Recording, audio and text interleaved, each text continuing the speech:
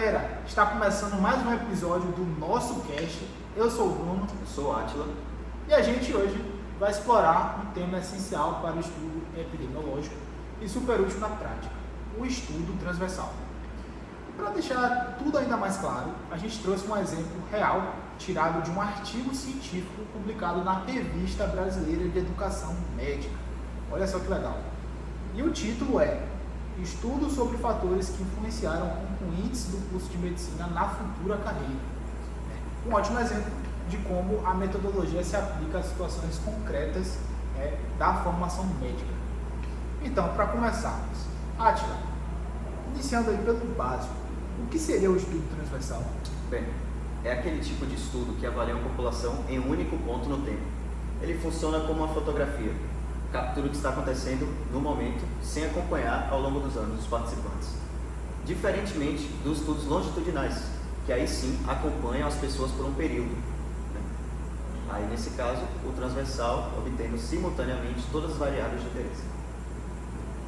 Na prática, ele é muito utilizado em áreas como epidemiologia, saúde pública e ciências sociais. A coleta de dados costuma ser feita por meio de questionários realizados uma única vez, ou entrevistas também.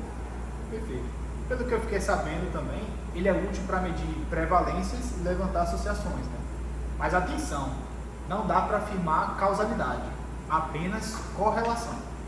E justamente por isso, ele é ótimo para gerar hipóteses e também orientar políticas públicas ou decisões de instituições, né? Agora, vamos ver na prática como isso aparece no artigo que escolhemos? Bem, se tratando do artigo Estudos sobre fatores que influenciaram concluintes do curso de medicina na futura carreira, ele investigou um momento super crítico na vida dos estudantes, o final da graduação. Foi feito com concluintes de medicina de uma universidade pública federal no Rio de Janeiro. A proposta era entender o que pesa de fato nas decisões sobre o futuro profissional deles. E o mais interessante é que ele não ficou apenas no você vai fazer residência ou não, ficou só nessa pergunta, né? O questionário aplicado na colação de grau ele foi bem completo, né? Bem robusto, né? E trouxe perguntas sobre a intenção de fazer residência, especialidade desejada, escolha entre o setor público ou privado e até onde pretendiam exercer a profissão, como em capitais ou cidades do interior. Isso já mostra a riqueza de estudo transversal bem planejado, né? Porque mesmo sendo uma coleta pontual, ele conseguiu captar vários aspectos ao mesmo tempo, preferências, intenções, influências e todo o contexto, né? Um verdadeiro retrato do pensamento desses futuros médicos, né? E no momento da transição para a vida profissional, né? Quando eles saem da faculdade, né? Terminam ali o seu internato e vão diretamente aí procurar, né, seguir a sua carreira. Bem, interessante sobre os resultados, né? Eles mostraram uma tendência forte. A maioria dos participantes queria fazer residência médica, certo? As especialidades mais citadas foram clínica médica, pediatria e ginecologia. Essas escolhas revelam bastante sobre a formação que eles receberam, que é válida, né? E também sobre demandas percebidas no sistema de saúde. E mais uma coisa, mais estudantes também relataram que suas escolhas foram influenciadas por experiências vividas em disciplinas práticas e nos estágios obrigatórios. Ou seja, aquele contato com os pacientes, né? E professores habilitados com toda a questão prática também, né? Não é somente o conteúdo. E aí, relacionando com outras pesquisas que a gente vê na área, a prática clínica ajuda a consolidar vocações ou até mesmo redirecionar escolhas, o que é normal. Por exemplo, um aluno que se identificava com cirurgia pode ter mudado de ideia após uma experiência na atenção primária. Exatamente. Tudo é muito moldável, né, na área. A gente tem um pensamento, aí depois tem outro.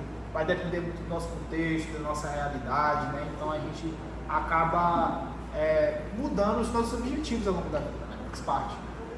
E outro aspecto levantado pelo estudo foi a influência familiar. Olha só, muitos entrevistados mencionaram que a presença de médicos na família, tipo pais, tios, irmãos, ou até a ausência de médicos no círculo familiar, foram fatores motivadores para as suas decisões.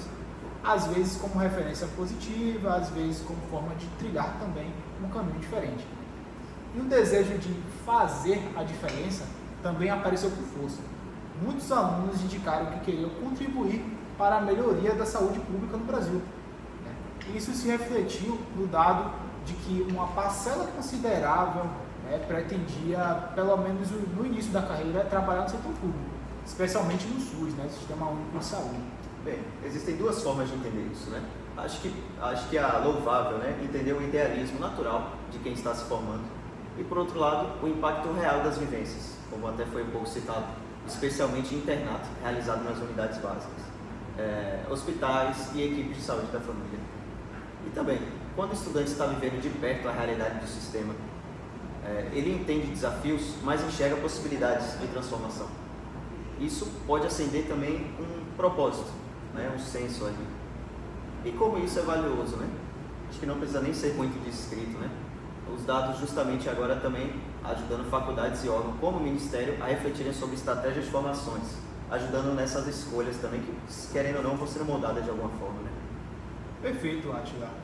Eu acho que quando se trata, né, de sistema público, nós, os atuantes, né, que serão médicos, né, tem uma sensibilidade muito grande ali de ver aquela realidade e tentar mudar aquela situação, né, como uma forma de se sentir melhor, uma forma de se sentir mais realizado, mais satisfeito com a sua profissão. E aí, retomando, esse estudo vai mostrar, por exemplo, que se os estágios são bem estruturados e oferecem experiências positivas, eles influenciam diretamente na escolha de áreas muitas vezes negligenciadas, né? Como, por exemplo, a medicina da família. Isso é ouro na hora de pensar com programas como Provab, Mais Médicos ou residências em regiões remotas, né? Mais no interior, na interiorização aí de estados e capitais. Né? Bem, outra questão interessante, né, foi a preferência por determinadas especialidades. A forte presença da clínica médica pode indicar a versatilidade da área ou até o desejo de manter mais portas abertas. É uma especialidade, por exemplo, que permite uma base sólida para outras formações, como cardiologia, geriatria, reumatologia, e também pode ser reflexo de um ensino mais estruturado na área. Muitas faculdades investem bastante em disciplinas clínicas, é uma realidade. Então é natural que o aluno se sinta mais confortável e motivado nesse caminho. Sim, depende da especialidade, ele tem mais intenção de fazer aquilo. Né? Sim. E bem, sobre o método, né? O estudo é um exemplo didático de como o desenho transversal é eficaz. E é uma coisa interessante que a gente pode realmente notar. Ele permitiu levantar associações importantes, eu diria, como o tipo de vivência prática e a escolha da especialidade, sem necessariamente precisar de anos de acompanhamento. Legal. Mas claro, né, que dá para afirmar que um estágio vai causar essa decisão. Né? Mas o estudo mostrou que existe uma relação, sim. Isso já é muito útil para nortear ações educacionais. Ou seja, quanto mais satisfatório é o estágio, maior a probabilidade de escolher aquela especialidade. Certo? E a gente precisa lembrar sempre, o estudo transversal ele é ótimo para levantar esses tipos de hipóteses e mapear essas tendências, né, que é o que a gente está discutindo. E aí o estudo também sugere caminhos para aprimoramento da formação médica. Aponta que o currículo, o ambiente acadêmico, as experiências clínicas mudam diretamente o futuro profissional desses estudantes.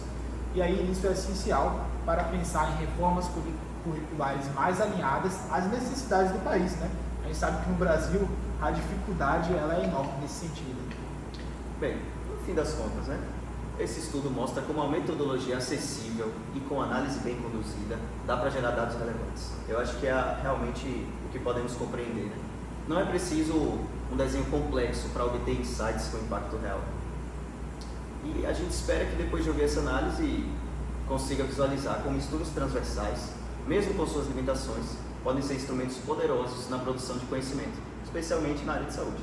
E esperamos justamente isso, né? Que com o estudo transversal você consiga, né, obter aí o conhecimento necessário para analisar, né, tipos de estudos que são estudos que na verdade vão facilitar aí esse levantamento de hipóteses, esses insights, essas ideias novas, né, apesar das limitações que existem nesse estudo.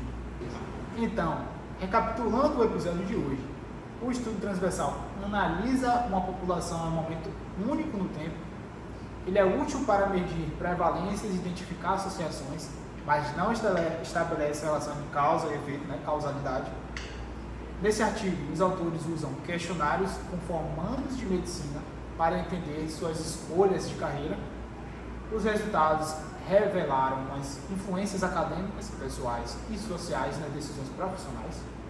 E esses dados podem orientar melhorias na formação médica e políticas de saúde, né? Especialmente no estado brasileiro, onde a carreira de medicina ela tem esses nuances mesmo.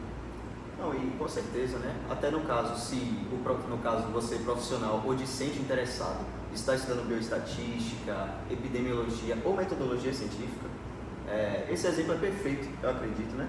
Para entender como o estudo transversal funciona na prática e como pode gerar insights muito úteis, né? Não só para o estudante, mas para a questão profissional à frente também. Perfeito. Fico feliz, Átila, por aceitar esse convite para vir até aqui, né? Conversarmos nesse podcast muito interessante, né? Sobre esse estudo transversal, né? E se curtiu o papo de hoje, compartilhe o nosso cast com os colegas e salve esse episódio para agregar em seu conhecimento. Fala, pô. Obrigado pela atenção. Esqueci, pô.